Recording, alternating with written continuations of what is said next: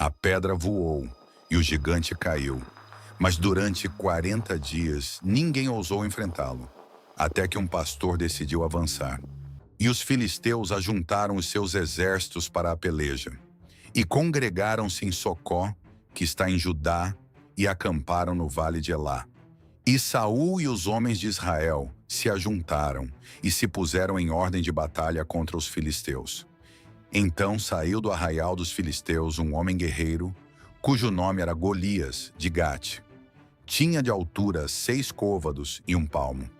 Trazia na cabeça um capacete de bronze e vestia-se de uma couraça de escamas, cujo peso era de 5.000 siclos de bronze.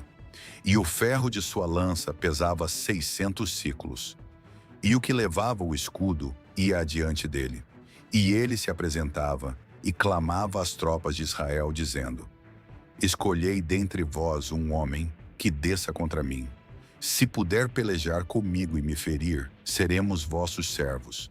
Porém, se eu prevalecer contra ele, então vós sereis nossos servos.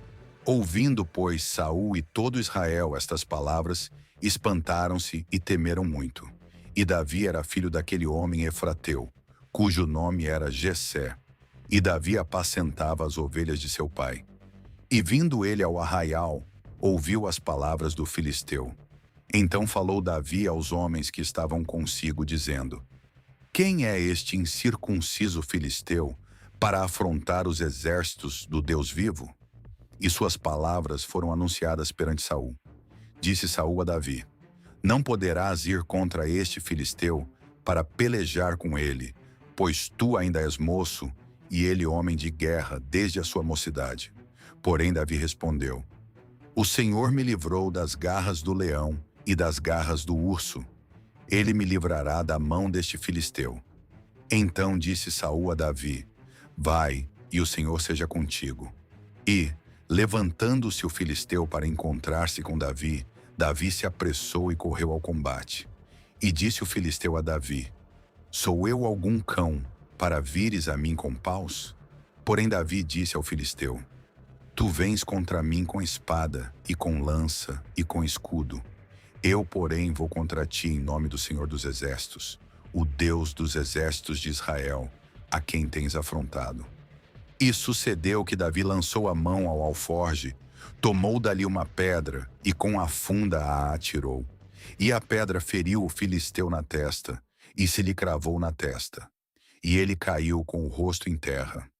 Assim Davi prevaleceu contra o filisteu com uma funda e com uma pedra, e feriu o filisteu e o matou, porque do Senhor é a guerra.